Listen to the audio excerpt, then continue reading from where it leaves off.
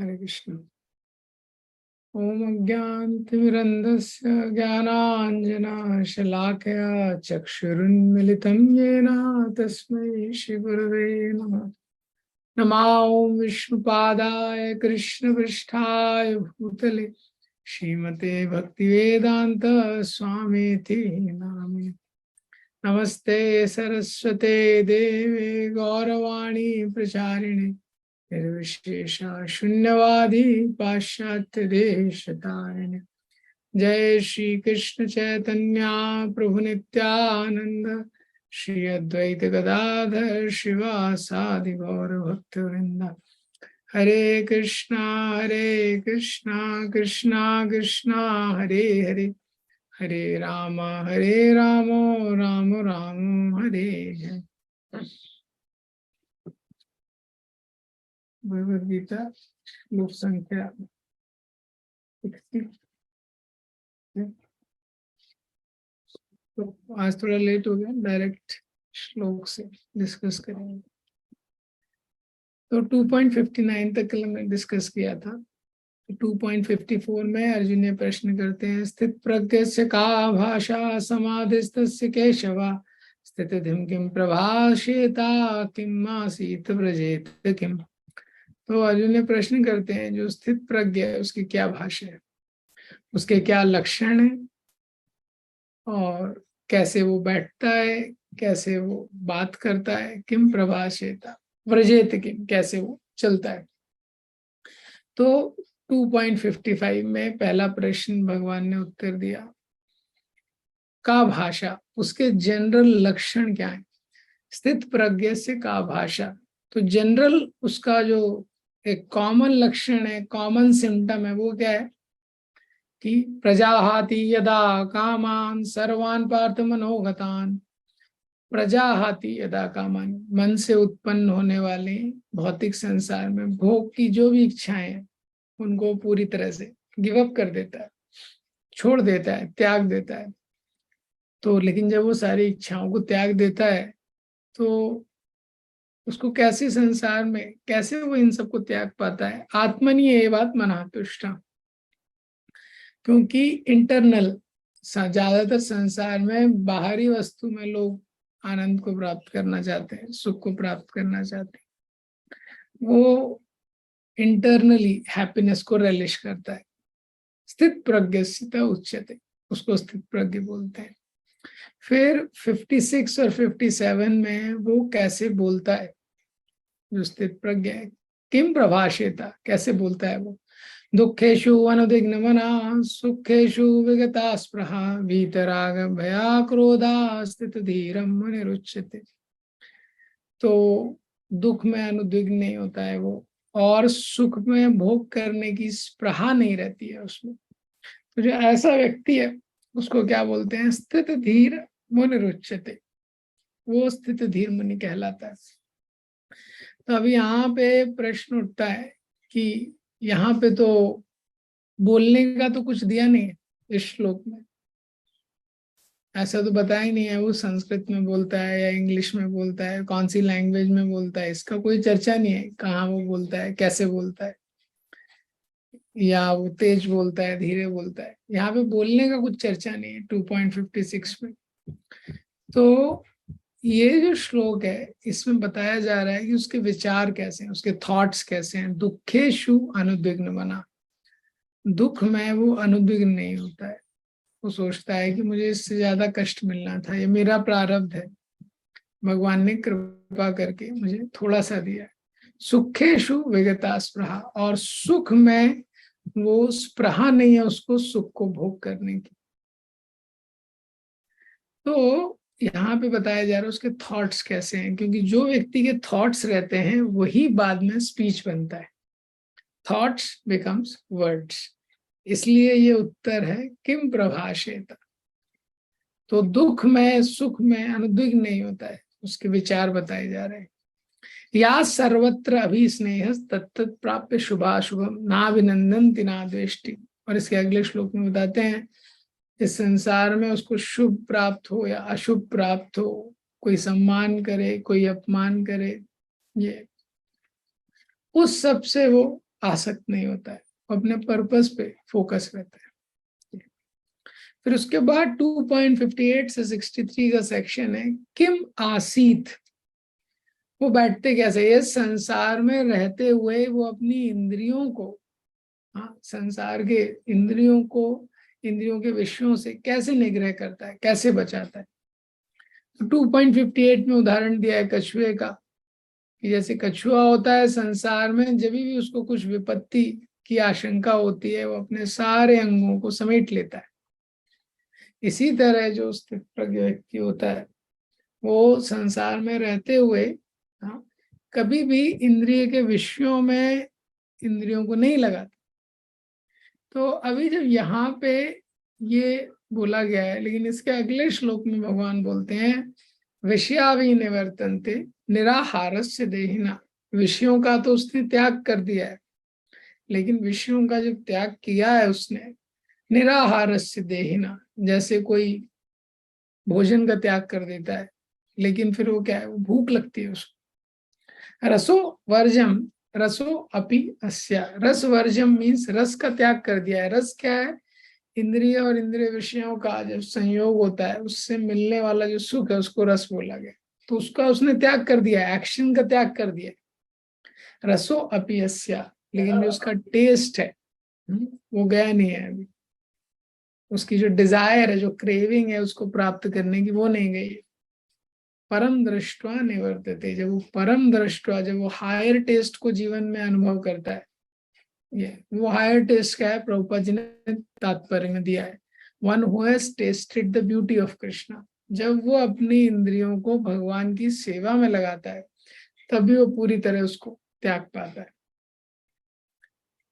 यत तो 2.60 यत तो यपि कौन्तेया पुरुषस्य विपश्यता इंद्रियाणि प्रमाथीनि हरन्ति प्रसभं मना।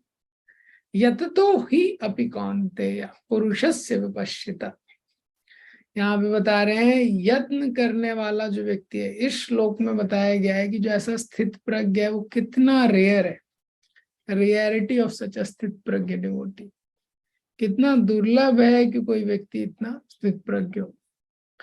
यत तो ही अपि कौन्तेय, यत तो पी मतलब जो यत्न कर रहा है, ऐसा व्यक्ति जो इंद्रियों को संयम करने के लिए प्रयास कर रहा है। विपश्चिता, विपश्चिता मतलब वो जानता है, उसको थ्योरी पता है कि मैं शरीर नहीं हूं, मैं आत्मा हूं, उसको थ्योरी पता है। विपश्चिता शास्त्रों के ज्ञान को जानने वाला। यत तो ही अपि कौन्तेय पुरुषस्य विपश्चिता इंद्रियाणि प्रमाथीनि, लेकिन इंद्रियां इतनी पागल हैं, प्रमाथीनि मैड है, हरंती किडनैप कर लेती हैं, अपहरण कर लेती हैं, प्रसवम बल के द्वारा, मन का। तो जो ऐसा व्यक्ति है जो यत्न कर रहा है अपनी इंद्रियों का निग्रह करने के लिए, और उसने शास्त्र आदि वेदों का उसको ज्ञान भी है, उसको पता है क्या करना चाहिए क्या नहीं करना चाहिए, मेरा क्या कर्तव्य है क्या कर्तव्य नहीं है, ये सब जानते हुए भी जो इंद्रियां हैं, इंद्रियाणी, इंद्रिय उसके मन को बलपूर्वक ले लेती, ले जाती।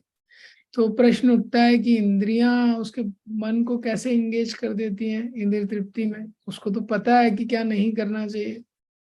तो बोला है प्रमाथीनी, क्योंकि जो इंद्रियां हैं ये बहुत मैड, जो इंद्रियां हैं प्रमाथीनी। तो प्रमाथीनी का मतलब है कि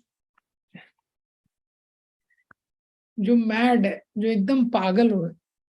तो हरंती, वो बलपूर्वक, बलपूर्वक उसको लगा देती है इंद्रिय तृप्ति, प्रसवम माना।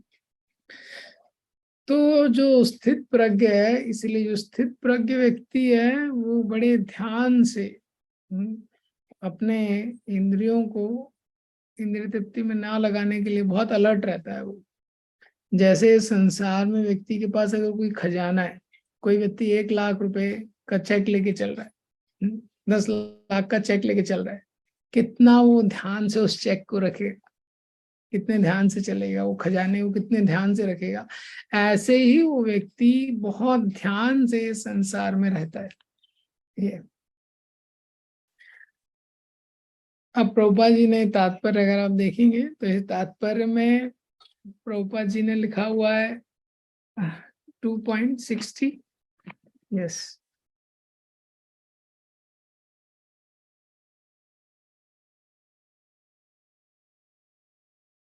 प्रभुपाद जी ने इस तात्पर्य में लिखा है कि बहुत लोग इंद्रियों को संयम करना चाहते हैं, लेकिन बहुत मुश्किल है। अनेक विद्वान, ऋषि, दार्शनिक, आध्यात्मवादी सेंसेस को कंट्रोल करना चाहते हैं, लेकिन बहुत मुश्किल है। और प्रभुपाद जी ने तात्पर्य दिया है विश्वामित्र का, तात्पर्य में उदाहरण दिया है, विश्वामित्र का उदाहरण दिया है कि विश्वामित्र जैसे जो योगी थे, वो भी, उनको भी इंद्रियों को संयम करना बड़ा मुश्किल हो गया। और इसी तात्पर्य में प्रभुपाद जी बताते हैं, प्रभुपाद जी ने एसेंस में लिखा है कि जब तक व्यक्ति पूर्ण कृष्णा भावना भावित नहीं होगा, मन तथा इंद्रियों को वश में करना अत्यंत कठिन है। ये तो ये पूरे, ये 2.58 से 63 सारे श्लोकों के तात्पर्य का मेन थीम यही है। प्रभुपाद जी बता रहे हैं सार यही है, जब तक व्यक्ति पूरा कृष्ण भावना भावित नहीं होगा, जब तक अपने मन को कृष्ण में नहीं लगाएगा वो, तब तक वो पूरी तरह से इसको नहीं छोड़ सकता है। तो इसमें बताया सॉरी, तो प्रभुपाद जी ने यमुनाचार का श्लोक लिखा है, यदब्धिमं चेत कृष्ण पादार विंदे नव नव रस धामनि उद्यतम रंतुमासी। यमुनाचार बोलते हैं यद अवधि मम चेत कृष्ण पादार विंदे, जब से ये जो मेरा मन है ये कृष्ण भगवान कृष्ण के चरण कमलों में स्थिर हुआ है, यद अवधि मम चेत कृष्ण पादार विंदे नव नव रस धामनी, तब से मैं नए नए रस का आस्वादन करना, उद्यतम रंतुम आसीत। तो क्या होता है जब हम अपनी इंद्रियों को भगवान की सेवा में लगाते हैं और ये जो मन है इसको भी भगवान के विषय में, भगवान में जब ये एब्जॉर्ब होता है, तब क्या होता है, जो Krishna consciousness will appear new every day. जो कृष्ण भावनामृत है वो रोज रोज नई लगेगी। तो संसार में हम देखते हैं लोग बोर हो जाते हैं पुरानी चीजों से, इसलिए उनको नई चीज चाहिए। पुरानी उन्होंने मूवी देखी तो मूवी बोर हो गई, वो नया मूवी देखना चाहते हैं। पुराना सीरियल देखा, अब नया सीरियल देखना चाहते हैं। हर दिन अखबार में नया खबर आता है, लेकिन नया खबर में भी व्यक्ति को टेस्ट नहीं आ सकता है, वो पुराना है। लेकिन आध्यात्मिक जगत में आप देखेंगे, आध्यात्मिक क्रियाओं में क्रियाएं वही रहती हैं, वही भगवत गीता उसको पढ़ना है, वही भागवतम पढ़ना है, वही हरे कृष्ण मंत्र करना है। ये इतने साल से वही हरे कृष्ण मंत्र कर रहा है, नव नव रस धामनी। लेकिन जितना उसका मन उसमें एब्जॉर्ब होगा वो हमेशा नया लगेगा, हमेशा नया लगेगा उसको, ये नए नए रस का आस्वादन होगा। तो ये बताया है प्रभुपाद जी ने। प्रभुपाद जी के तात्पर्य, very beautiful purport, last purport आप देखेंगे, कृष्ण भावनामृत इतनी दिव्य सुंदर वस्तु है कि इसके प्रभाव से भौतिक भोग स्वतः ही नीरस हो जाता है। Prabhupada ji is writing in the purport, Krishna consciousness is such a beautiful thing that automatically material enjoyment becomes distasteful. ये कृष्ण भावना प्रभुपाद जी ने इतना सुंदर प्रोसेस दिया है, अगर व्यक्ति इसको प्रामाणिक रूप से इस पे कार्य करे तो नेचुरली उसका भौतिक भोगों की तरफ टेस्ट कम होते जाएगा, इट विल बिकम डिस्टेस्टफुल। भौतिक भोग है वो नीरस लगने लगेंगे, नीरस मतलब वहां से रस चला जाएगा, वहां पे उसकी कोई रुचि नहीं रहेगी। जैसे व्यक्ति कृष्ण भावनामृत को प्रामाणिक रूप से करते रहता है। बहुत सुंदर परपोर्ट प्रभुपाद जी ने ये श्लोकों के दिए हैं, 2.57 से आप देखेंगे 2.58 से 63, हर परपोर्ट बहुत सुंदर है। तो प्रभुपाद जी उसके आगे लिखते हैं, जैसे कोई भूखा मनुष्य प्रचुर मात्रा में पुष्टिदायक भोजन करके अपनी भूख मिटा लेता है, जैसे कोई भूखा व्यक्ति है हाँ, उसको आपने बहुत अच्छा भोजन दे दिया, न्यूट्रिशियस भोजन दे दिया, तो वो सेटिस्फाई हो जाता है। इसी तरह कृष्ण भावना भावित सॉरी जो डिवोटी है तो पूरी तरह से संतुष्ट हो जाता है। जब वो संतुष्ट हो जाता है उसको और किसी चीज की आवश्यकता नहीं पड़ती है। प्रभुपाद जी ने शॉर्ट में लिखा है, नेक्स्ट श्लोक में पूरे श्लोक लिखे हैं। अम्बरीश महाराज और दुर्वासा मुनि का उदाहरण दिया है, सवे मना कृष्ण पादार विंदयो, ये पूरे श्लोक दिए हैं। तो ये जो श्लोक बताया गया है, यततो हि अपि कौन्तेय पुरुषस्य विपश्चिता इंद्रियाणि प्रमाथीनि हरन्ति प्रसभम मना। यत्न करने वाला योगी भी, शास्त्र को जानने वाला व्यक्ति भी, इंद्रियां इतनी पागल हैं कि मन उनको हर लेता है।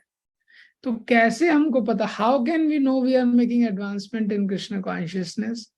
We have to see how we are not getting distracted by material enjoyment.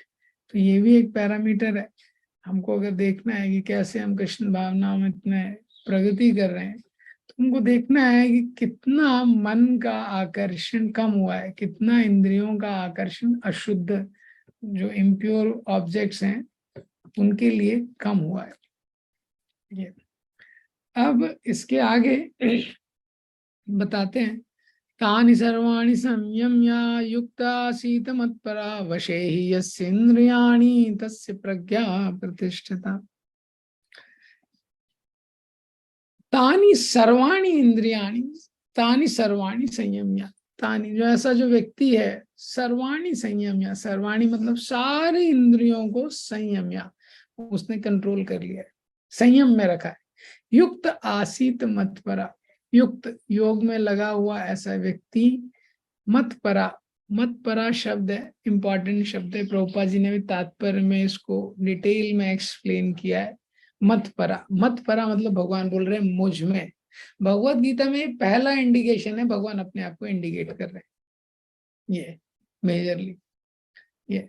तो भगवान, अभी भक्ति का सेक्शन आया नहीं है क्योंकि, लेकिन भगवान बोल रहे हैं जो ऐसा योगी है, सारी इंद्रियों को संयम में करके, वशे ही यस्य इंद्रियाणि, इंद्रियों को अपने वश में करके और मन को संयम में करके, वो मत परा, मेरे ऊपर कंसंट्रेट करता है, मेरा ध्यान करता है, जो ऐसा व्यक्ति है। स्थित तस्य प्रज्ञा प्रतिष्ठता, वो मनुष्य स्थिर बुद्धि वाला कहलाता है, जो इंद्रियों को पूर्ण वश में रखते हुए इंद्रिय संयम करता है और चेतना को मुझ में स्थिर करता है। तो आगे जाके भगवान 9th चैप्टर में इसको एकदम ओपनली बोलेंगे, मन मना भगवत भक्तो मध्याजिमाम नमस्कुरु। लेकिन यहाँ पे भगवान इंडिकेशन दे रहे हैं, ये तरीका है करने का, कि एसेंस में ये सारे श्लोकों में आप देखेंगे प्रभुपाद जी बोल रहे हैं, भगवान की भक्ति के बिना इंद्रिय संयम करना या इंद्रियों पे विजय प्राप्त करना असंभव है, ये असंभव है। तो दो चीजें उसको करनी है, श्लोक में बोल रहे हैं, तानि सर्वाणि संयम्य वशे ही यस्य इंद्रियाणि, इंद्रियों को संयम में करते हुए कंट्रोल करने का प्रयास करना है, और मत परा, दूसरा क्या है, कृष्णा पे फोकस करना है। तो ये दोनों चीजें जब व्यक्ति करता है तभी वो सेंस कंट्रोल पॉसिबल होगा, स्टेबल रहेगा। तो ये बहुत इंपॉर्टेंट श्लोक है इसमें, क्योंकि प्रभुपाद जी ने सोल्यूशन दिया है। प्रभुपाद जी के तात्पर्य का देखिए, पहला लाइन प्रभुपाद जी क्या बोल रहे हैं, इस श्लोक में बताया गया है कि योग सिद्धि की चरम अनुभूति कृष्ण भावनामृत है। हाँ, तो योग जो सिद्धि है, तो ये एक बहुत बड़ा चैलेंज होता है। हम प्रैक्टिकल लाइफ में बहुत सारे लोग हैं, जैसे कुछ योग की बुक पढ़ रहे हैं, कुछ और बुक पढ़ रहे हैं, बहुत सारी बुकों में बहुत कुछ लिखा है। तो लिखा है कि आपको कितने बजे उठना चाहिए, कितने बजे सोना चाहिए, लिखा है कि क्या खाना चाहिए, क्या नहीं खाना चाहिए। और पुरानी बुकें कोई पढ़ेगा तो उसमें लिखा है इंद्रियों का संयम कैसे करना चाहिए, और बहुत सारे योग, बहुत सारी चीजें दी हैं। लेकिन at the end of the day आप देखेंगे कि लोग उसको करने में संभव नहीं हो पाता है उनके लिए। लोगों को बहुत सारी चीजें व्यक्ति छोड़ना चाहता है, छोड़ नहीं पाता है। वो एक भी आदत वो अपनी बदल नहीं पाता है जिंदगी में अपनी शक्ति से, बाकी चीजें तो छोड़िए। क्यों? क्योंकि यही सोल्यूशन है। क्योंकि पिछले श्लोक में बताया है कि इंद्रियों की क्या शक्ति है, वो बहुत शक्तिशाली है। कोई मोटिवेशनल स्पीकर या पर्सनालिटी डेवलपमेंट से वो चेंज नहीं होने वाला है। तो भगवान ने जो सबसे बड़े मोटिवेशनल स्पीकर है, यहाँ बताया है सोल्यूशन कि unless one is Krishna consciousness, one is, it is not possible to control senses। और ये सारे श्लोकों के तात्पर्य में यही थीम है। आप देखेंगे तो प्रभुपाद जी बोल रहे हैं, जब तक हम भक्ति में नहीं लगेंगे हम इंद्रियों को कंट्रोल नहीं कर पाएंगे। ये तो प्रभुपाद जी ने तात्पर्य में मत परा जो है शब्द उसको एक्सप्लेन किया। और ये श्लोक उद्धृत किए हैं अम्बरीश महाराज ने इंद्रिय संयम कैसे किया, यही तरीका है भक्ति में करने का। सवे मना कृष्ण पादारविंदयो वाचांसि वैकुंठ गुणानुवर्णने करो हरिर्मंदिर मार्जनादिषु श्रुति चकारच्युत कथोदये मुकुंद लिंगालय दर्शने दृशो तद्भाति गात्रे स्पर्शे अंग संगमम् घ्राणं च तत्पाद सरोज सौरभे श्रीमत्तुलस्या रसनं यदर्पिते पादौ हरेशे त्रिपादानुसर्पणे कामं च दासे न तु काम काम्या यदुत्तम श्लोक जनाश्रया रति सवे मना कृष्ण पादारविंदयो। सबसे पहले अम्बरीश महाराज का जो मन है वो भगवान के चरणों में, भगवान के चरण कमलों में अर्पित था। वाचाम से वैकुंठ गुणानुवर्णन, अपनी वाणी से भगवान का गुण कीर्तन करते थे। करो हरे मंदिर मार्जन आदेशो, हाथ से क्या करते थे, भगवान के मंदिर का मार्जन करते थे, क्लीनिंग करते थे। श्रुतिम चकार अच्युत कथोदय, और कानों से क्या सुनते थे, अच्युत भगवान अच्युत की कथा को सुनते थे। मुकुंद लिंगा लय दर्शने दृशो, आंखों से भगवान का रोज दर्शन करते थे। तद भात गाते स्पर्शे अंग संगम, हाँ स्पर्श, वैष्णवों का स्पर्श करते थे, आलिंगन करते थे। घ्राणम च तत्पाद सरोज सौरभे, नासिका से जो भगवान के चरण कमल में अर्पित पुष्प हैं उनकी गंध लेते थे। श्रीमद तुलसिया रसनम यद अर्पित, क्या ग्रहण करते थे, रोज तुलसी ग्रहण करते थे। पादव हरे क्षेत्र पादानुसर्पणे, पांव से भगवान की तीर्थ यात्रा करते थे। शिरो ऋषिकेश पादाभिवंदने, और सिर को भगवान के चरण कमलों में नमन करते थे, अभिवंदन करते थे। कामम च दास्य न तु काम, इसकी लास्ट लाइन बहुत इंपॉर्टेंट है इस श्लोक की।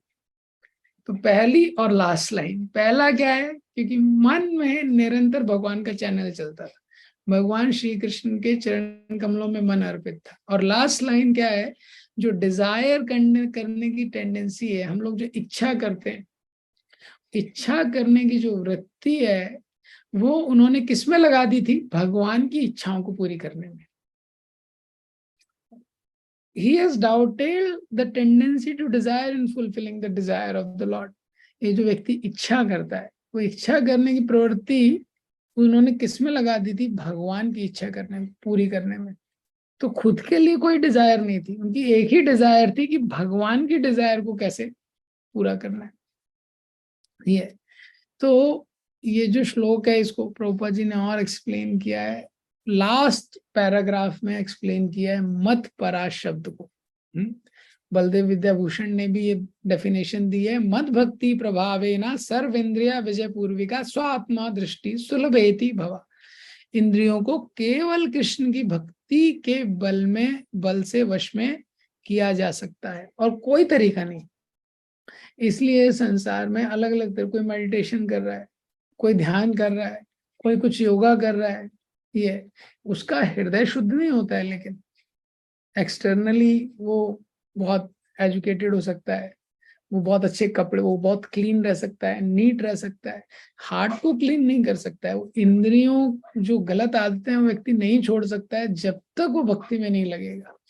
ये तो ये बहुत इंपॉर्टेंट सिद्धांत है, regulation of senses and absorption in Krishna consciousness. इंद्रिय निग्रह और भगवान में एब्जॉर्प्शन ये साथ साथ चलता है और ये बेस्ट कॉम्बिनेशन है, और इसी से सबसे तेज गति से प्रगति होती है। तो 3-4 स्तर हैं। सबसे नीचे वाला स्तर क्या है कि व्यक्ति इंद्रिय तृप्ति भी कर रहा है और कृष्ण भावना भावित भी है, वो कृष्ण भावना वृत्ति में भी लगा हुआ है, धर्म के कार्यों का भी पालन कर रहा है, भक्ति भी कर रहा है, इंद्रिय तृप्ति भी कर रहा है। तो ये तो संभव हो ही नहीं सकता। प्रभुपाद जी बोलते थे sense gratification and Krishna consciousness goes ill together. कोई इंद्रिय तृप्ति कर रहा है और सोच रहा है साथ में भगवान की भक्ति भी करूंगा, ये कभी नहीं हो सकता है अच्छे से। तो वो केवल उसकी मानसिक कल्पना है कि भक्ति चल रही है। कोई आग जला रहा है, साथ में पानी डाल रहा है, तो ऐसा हो सकता है कि आग जलती रहेगी, होगा ही नहीं कभी ये। तो क्या होता है, इंडिया में लोग ऐसे ही धर्म करना चाहते हैं, तो धर्म करना चाहते हैं, उनकी अपेक्षा है इंद्रिय तृप्ति में लेकिन कोई बाधा नहीं आनी चाहिए, भगवान ऐसी कृपा करो, भगवान से ये प्रार्थना कर रहे हैं। कि भगवान आप ऐसी कृपा करो कि मेरी इंद्रिय तृप्ति कभी कम ना हो, घर में धन बढ़ता रहे, किसी का स्वास्थ्य खराब ना हो, कोई भी प्रॉब्लम ना हो। ये तो ये संसार का स्वभाव है, इसमें कुछ ना कुछ समस्या तो आएगी। ये तो डिवोटी भगवान की भक्ति संसार के स्वभाव में चेंज नहीं करना चाहता है, उस संसार को परिवर्तन नहीं करना चाहता है, वो खुद में परिवर्तन करना चाहता है। तो इंडिया में जो कर्म कांड के स्तर पे करते हैं वो कोई भक्ति नहीं है कि भगवान को आरती दिखा रहा है लेकिन उसकी प्रार्थना है कोई कष्ट ना हो, कोई दुख ना हो। ये तो ये कहाँ कहीं शास्त्रों में लिखा नहीं है। जितने भगवान के शुद्ध भक्त हुए हैं उनके जीवन में बहुत दुख रहा है इन जनरल। हाँ, इसका मतलब ये नहीं है कि भक्ति करेंगे तो दुख आएगा, भक्ति करेंगे भगवान दुख को काफी कम कर देते हैं। लेकिन सबसे लोएस्ट स्तर है व्यक्ति भगवान की भक्ति में लगा है और इंद्रिय तृप्ति भी कर रहा है।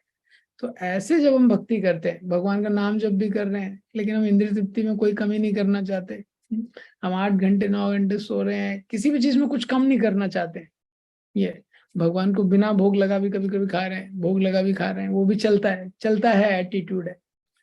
हाँ, तो क्या होगा, वो व्यक्ति का धीरे भक्ति पे फेथ नहीं रहेगा उस पर कभी। तो उस समय उसकी ये सबसे लोएस्ट स्तर है। अब दूसरा स्तर है, इससे बेटर स्तर क्या है कि व्यक्ति सेंस कंट्रोल कर रहा है, हाँ, लेकिन नहीं, ये दूसरा एक है इंद्रिय तृप्ति कर रहा है, कृष्ण भावनामृत कर रहा है। दूसरा स्तर है इंद्रियों को तो निग्रह किया है लेकिन भक्ति का कोई उद्देश्य नहीं है उसका।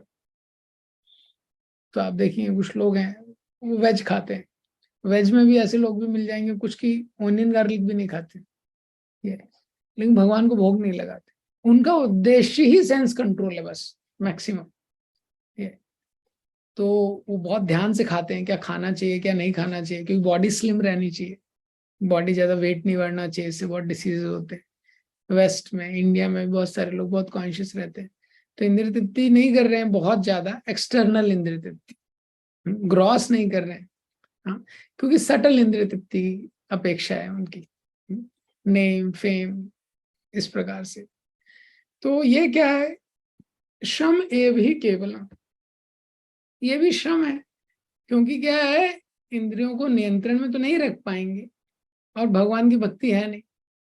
तीसरा क्या है कि व्यक्ति इंद्रियों का निग्रह कर रहा है और यही उसका उद्देश्य है कि इंद्रियों का निग्रह करना है, इस पे मैक्सिमम फोकस है, 80% इस पे फोकस है, और साथ में थोड़ा थोड़ा जप वगैरह भी कर रहा है। ये मतलब उसका बहुत फोकस है कि योगा करना है, बॉडी एकदम फिट रहना चाहिए, 45 मिनट योगा कर रहा है रोज, बड़ा ध्यान है क्या खाना चाहिए क्या नहीं खाना चाहिए, ऑर्गेनिक होना चाहिए, ये होना चाहिए, और कुछ भी इंद्रिय तृप्ति नहीं कर रहा है एक्सटर्नली ग्रॉस रूप से, और थोड़ा सा भगवान की भक्ति में लगा है। तो ये स्टेज पे क्या होगा, he will not feel excitement of Krishna consciousness, material life will appear more promising, क्योंकि भगवान की भक्ति में इंद्रियों को नहीं लगा रहा है ज्यादा वो। हाँ, तो हालांकि सो कॉल्ड भक्त है, वो धोती कुर्ता पहनता है, तिलक लगाता है, लेकिन उसका ज्यादा समय अपने लिए जा रहा है, अपने शरीर की देखभाल करने में, योगा करने में, अपने शरीर के लिए क्या खाना है नहीं खाना है इसके चिंतन में, और थोड़ा सा समय भगवान की भक्ति में लगा रहा है। ये तो क्या है, कृष्ण कॉन्शियसनेस में एक्साइटमेंट, वो एक उत्सुकता, एक ईगरनेस जो रहनी चाहिए कृष्ण भावना में, ऐसा जो भाव रहना चाहिए, उत्कंठा रहनी चाहिए, वो नहीं आएगी। इसीलिए मत परा इस श्लोक में बोला है, अगर वास्तव में किसी को करना है अच्छे से भक्ति तो मत परा। सिद्धांत क्या है कि इंद्रियों का रेगुलेशन चाहिए और फोकस कृष्ण कॉन्शियसनेस पे चाहिए। इंद्रियों को उसको भगवान की सेवा में लगाना है, हाँ, और उसका फोकस होना चाहिए कृष्ण भावनामृत पे, उसका फोकस होना चाहिए कि कैसे मैं भगवान की सेवा कर सकता हूँ, और क्योंकि भगवान की सेवा करने के लिए मेरे को जरूरी है कि मेरा जो लाइफस्टाइल है, मेरी जो जीवन शैली है, वो नियमित रहे, वो संयमित रहे, इसीलिए वो इंद्रिय संयम करता है, ये भक्त है। तो ये अंतर है। अब जो नेक्स्ट श्लोक है इसमें बताते हैं, जैसे बताया है कि 2.60 में जो बताया है कि इंद्रियां कितनी पागल है, वो मन को खींच लेती हैं। तो अगर कोई व्यक्ति जो है 2.60 में बताया है कि जो इंद्रियां हैं वो मन को खींच लेती हैं। तो इस श्लोक में बताया है 2.62 और 63 में कि अगर सपोज किसी की इंद्रियां संयमित है, हाँ, लेकिन उसने मन को भगवान में नहीं लगाया, जो कि 2.61 में बताया है, मत परा, कि इंद्रियों का संयम पर्याप्त नहीं है, क्योंकि इंद्रियों का संयम व्यक्ति करेगा लेकिन मन अगर उसका भगवान में नहीं लगा है तो भी काम नहीं चलेगा। तो इस श्लोक में बता रहे हैं 2.62 और 63 में कि अगर उसकी इंद्रिय संयमित है लेकिन अगर मन भगवान में नहीं लगा है ये, तो अगेन उसके जीवन में प्रॉब्लम आएगा। क्या प्रॉब्लम आएगा? ध्यायतो विषयान पुंसा संगस्तेषुपजायते संगात संजायते कामा कामात क्रोधो विजायते, ये प्रॉब्लम आएगा। ये जो 2.62 और 63 है इसमें साइकिल बताया गया है जिसकी शुरुआत हो रही है ध्यायतो। ध्यायतो विषयान पुंसा, ये संसार में व्यक्ति ध्यान करता है।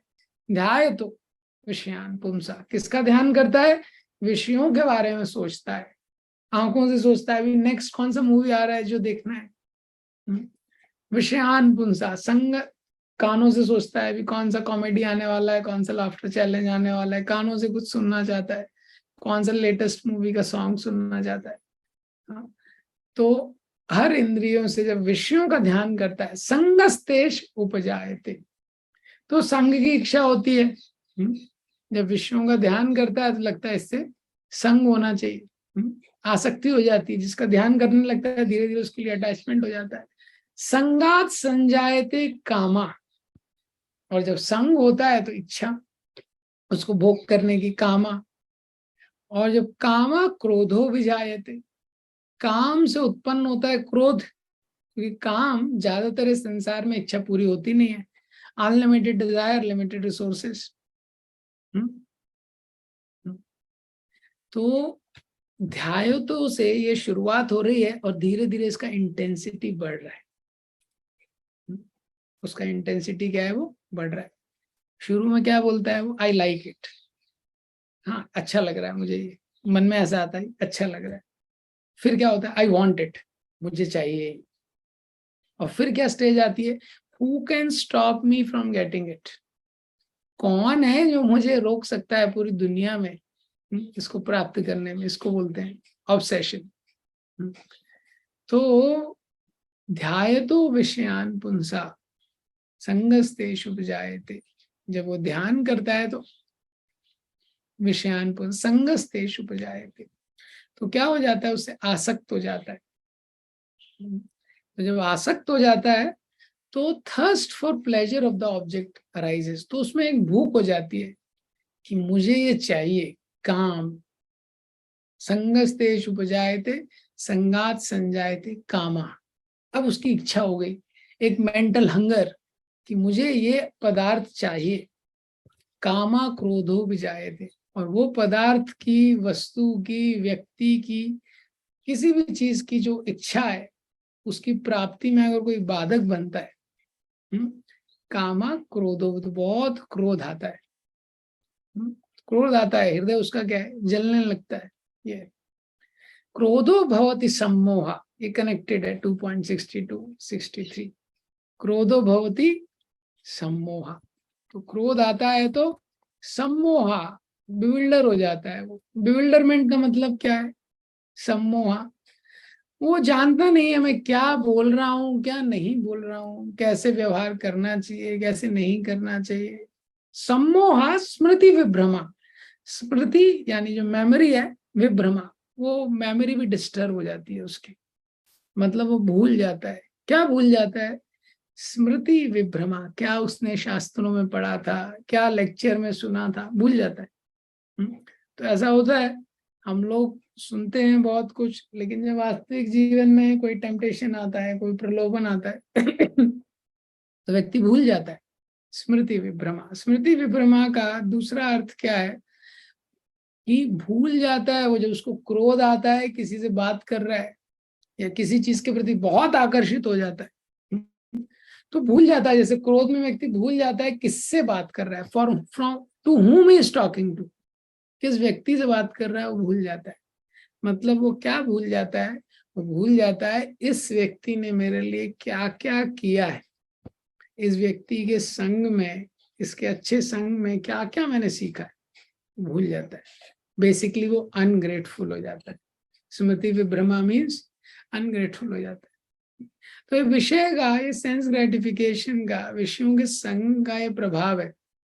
ये जो इंद्रिय तृप्ति करना चाहता है वो क्या है, उसका जो हार्ट है अभी भगवान की भक्ति में एब्जॉर्प्शन नहीं हो सकता उसका, क्योंकि वो अनग्रेटफुल हो जाता है। स्मृति विभ्रमा, स्मृति विभ्रमा बुद्धि नाशो, बुद्धि का नाश हो जाता है। तो इंटेलिजेंस का फंक्शन क्या है, एक फंक्शन है इंटेलिजेंस का to focus on a particular object, एक फंक्शन है टू होल्ड, और तीसरा फंक्शन है टू डिस्क्रिमिनेट। तो बुद्धि से व्यक्ति फोकस करता है कहीं पे अपनी, हाँ, फिर वो फोकस को कैरी ऑन करता है, और बुद्धि से विवेक दृष्टि, विवेक रहता है क्या कर्तव्य है क्या कर्तव्य है। तो जब स्मृति विभ्रमा हो जाता है, जब मेमोरी डिस्टर्ब हो जाती है, तो इंटेलिजेंस भी चला जाता है कि कहाँ फोकस करना है कहाँ नहीं करना है। तो सिद्धांत ये है, ये सब चीज स्टार्ट होती है ध्यायतों से। तो one should arrange his life in such a way so that there is a least or no opportunity to go towards wrong ध्यायतो। व्यक्ति को अपने जीवन को इस प्रकार से अरेंज करना चाहिए कि गलत विचार उसके मन में ना आए। गलत विचार की स्टेज पे रोकना है।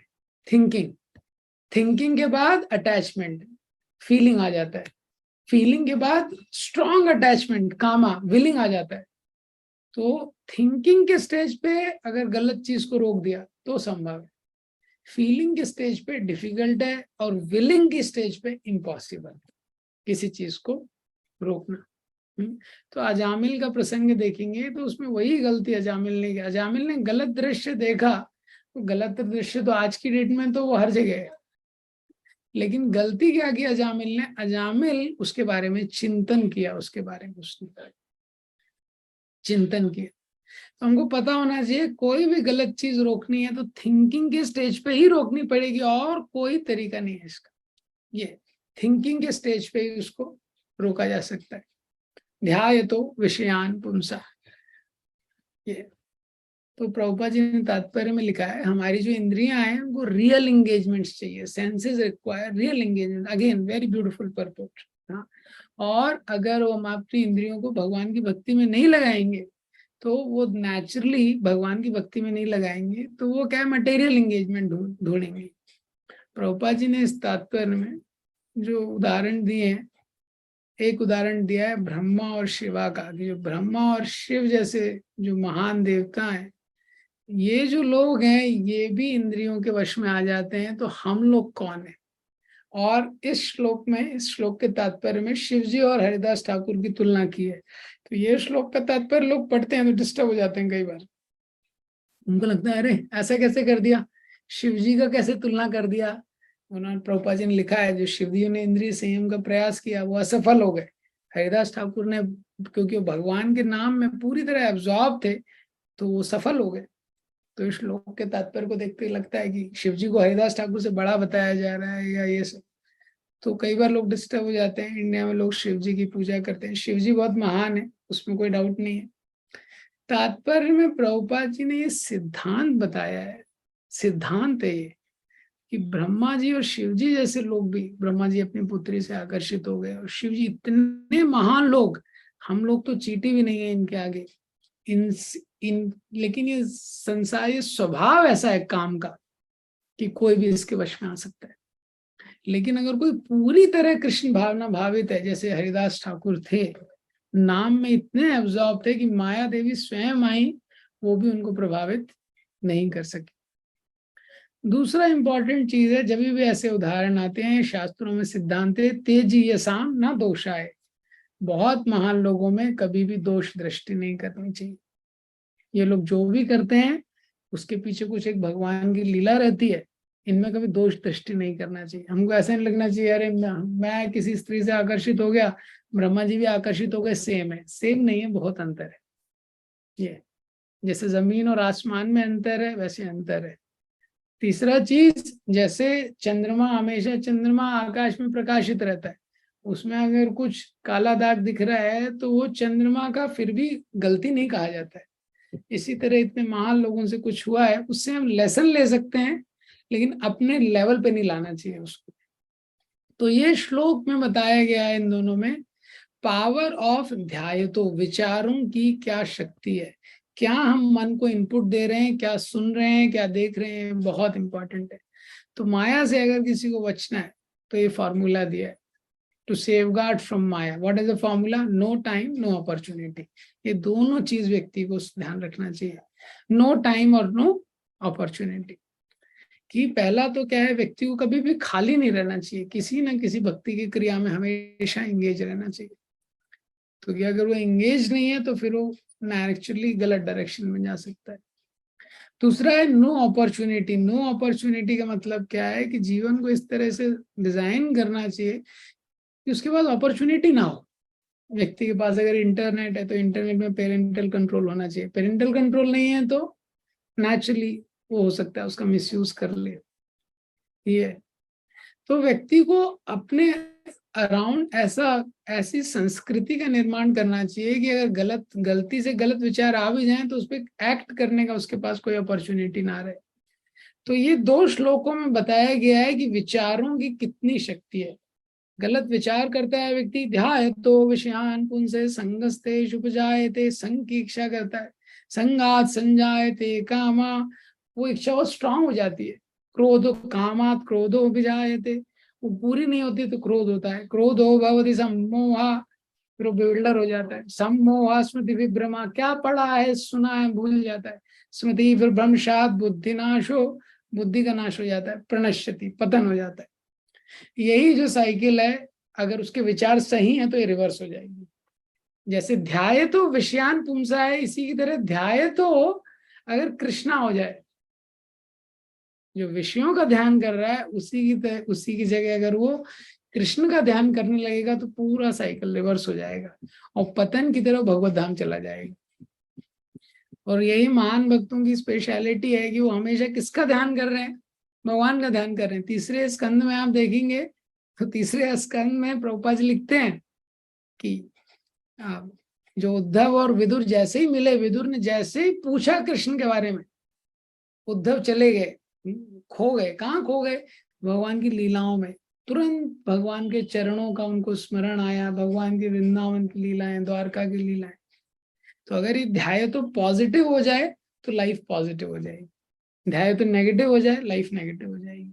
इसलिए जो व्यक्ति सुन रहा है, जो पढ़ रहा है, बहुत इंपॉर्टेंट है। तो इसलिए कोई व्यक्ति न्यूज़पेपर पढ़ रहा है और मूवी स्टार्स कुछ मैगजीन्स पढ़ रहा है, स्टार डस्ट वगैरह, ये सब जो है न्यूज चैनल देख रहा है, ये सब क्या है? बेसिकली हमारे ध्यायतों को डिस्टर्ब करते हैं और ध्यायतों से पूरी लाइफ डिस्टर्ब हो जाती है। What we think, thoughts become words, words become action, action become habits, habit becomes character, character becomes culture. ये जो सीक्वेंस है बहुत बड़ा। तो ध्यायतों से क्या होता है? स्नोबॉल इफेक्ट होता है। स्नोबॉल आपने सुना होगा। स्नोबॉल इफेक्ट क्या होता है कि जो बर्फ का तूफान आता है, तो जो स्नोबॉल होती है बहुत छोटे से स्टार्ट होती है, बर्फ के इतने छोटे कण रहते हैं, आपके ऊपर गिर भी गया तो कुछ फर्क ही नहीं पड़ेगा आपको, इतना छोटा लाइट है स्नोबॉल, वहां से वो स्टार्ट होता है। लेकिन जैसे पहाड़ के ऊपर से स्नोबॉल गिर रही है, जो बर्फ का इफेक्ट, तो वो गिरते गिरते वो जो बर्फ है, बर्फ का गोला अपने आप में और बर्फ ऐड करते जाता है और ऐड करते जाता है, जब तक वो नीचे आता है, हाँ, वो आपको पूरी तरह से नष्ट कर देगा। इसको बोलते हैं स्नोबॉल इफेक्ट। इफेक्ट कैसे कैसे बढ़ता है, तो ये ध्यायतों का इफेक्ट है। ध्यायतो विषयान पुंसा। अब जो दूसरा श्लोक है इसमें बताया है कि कैसे जो उसका एंगर है वो सब है वो चला जाता है, वो एंगर है सब भूल जाता है वो उसमें आके। तो 2.60 में जब भगवान ने बोला कि जो सेंसेस हैं वो माइंड को टेक अवे कर लेते हैं, सेंस ऑब्जेक्ट्स में लगा देते हैं, और 2.62 और 63 में बता रहे हैं कि किस तरह से जब वो माइंड को ले जाते हैं तो उसका इफेक्ट क्या होता है। प्रभुपाद जी ने 63 के तात्पर्य में युक्त वैराग्य और फाल्गु वैराग्य ये लिखा है। और दूसरा प्रभुपाद जी ने लिखा है कि problem with the impersonal attachment. तो जो इम्पर्सनलिस्ट रहते हैं उसके उसमें क्या प्रॉब्लम है वो लिखा है कि जो निर्विशेषवादी रहते हैं तो वो इंद्रिय तृप्ति को छोड़ना चाहते हैं, लेकिन उनका कोई पॉजिटिव अटैचमेंट नहीं है। The way to say no in this world is to say yes. हाँ, अगर किसी को व्यक्ति को बोला ये नहीं करना है, वो नहीं करना है, ये नहीं खाना है, ये नहीं देखना है, तो वो थोड़े टाइम बाद क्या पूछेगा? पूछेगा करना क्या है, खाना क्या है, यही पूछेगा ना। तो we cannot keep telling no no no no no, we have to come up with better yes. ये है भक्ति का सिद्धांत। व्यक्ति क्या है, यस पे ज्यादा फोकस करता है। तो इसीलिए ज्यादातर लोग फेलियर क्यों होते हैं इंद्रिय निग्रह में? क्योंकि सेंस कंट्रोल में वो गलत चीज छोड़ना चाहते हैं, लेकिन कोई पॉजिटिव चीज है ही नहीं। तो जो सबसे स्टेबल सोल्यूशन है, हाँ, regulate senses, focus on serving Krishna, ये है। मतलब जितना हम इंद्रिय भगवान की सेवा में जितना लगते हैं और स्पिरिचुअल एक्टिविटीज में जितना लगते हैं, अपने आप सेंस कंट्रोल धीरे धीरे और बेटर होते जाता है। शुरू में बस हमको एक बेसिक रेगुलेशन करना है ये। तो क्या होता है जब व्यक्ति नेगेटिव को छोड़ना चाहता है, जैसे एक आर्टिकल में चेतन चंद्रू लिखते हैं, don't resolve what you will not fall for, resolve what you will stand for. अगर व्यक्ति सोचेगा ये छोड़ना है, मुझे ये गलत हैबिट छोड़नी है, फिर ये भी छोड़ना है, ये भी छोड़ना है, लेकिन छोड़ना उसका स्वभाव नहीं है, स्वभाव है उसका पकड़ना। तो पकड़ा है नहीं किसी पॉजिटिव चीज को, बहुत कुछ छोड़ना चाहता है, तो वो होता नहीं है। इसीलिए बोला गया है, blunt the desire for enjoyment with engagement, the way to say no is to say yes. और यही प्रभुपाद जी के आंदोलन की एक बहुत स्पेशल क्वालिटी है। क्या क्वालिटी है? प्रभुपाद जी ने ऐसा संस्कृति दिया, लोगों ने मांस खाना छोड़ दिया, प्याज लहसुन छोड़ दिया, चाय कॉफी छोड़ दिया। कैसे छोड़ दिया? और सब खुश हैं ये सब छोड़ के। प्रभुपाद जी ने पॉजिटिव एंगेजमेंट दिया। तो हमारा पूरा जो दिन का एक्टिविटी और दिन का शेड्यूल है, it should be filled with continuous superior meaningful activities. ये सोल्यूशन। कंटिन्यूअस मीन्स एक के बाद एक ऐसा शेड्यूल रहना चाहिए कि कुछ मीनिंगफुल कर रहे हैं हम। सुपीरियर मीन्स भगवान से कुछ कनेक्टेड है, शास्त्रों ने जो लिखा गया है ऐसी एक्टिविटीज है, और वो कंटिन्यूअस होनी चाहिए। तो जितना हम ऐसी एक्टिविटीज में लगेंगे, नेचुरली हमारी इंद्र तृप्ति कम हो जाएगी। तो एक होमवर्क है, आप लोग एक परपोर्ट पढ़ सकते हैं, बहुत सुंदर परपोर्ट है, क्योंकि आज क्लास थोड़ा लेट स्टार्ट हुआ, ऑलरेडी लेट हो गया। 1523 का परपोर्ट, बहुत सुंदर तात्पर्य है। प्रभुपाद जी लिखते हैं कैसे, हाँ, जब हमें कैसे वातावरण में रहते हैं जहाँ पे पूरी तरह से भगवान की सेवा में लगे, what is the wonder of that. ये नारद मुनि के सेक्शन में आता है, इसके 2 लाइन में पढ़ूंगा। The wonder of an atmosphere surcharged with devotional service to the Lord is briefly described here by Narad Muni. He was the son of most insignificant parentage. He was not properly educated. Still, because his complete energy was engaged in the service of Lord, he became an immortal sage. Such is the powerful action of devotional service, like that. So therefore, the illusion of Maya is at once dissipated as soon as one's full energy is converted in the service of the Lord instead of sense enjoyment.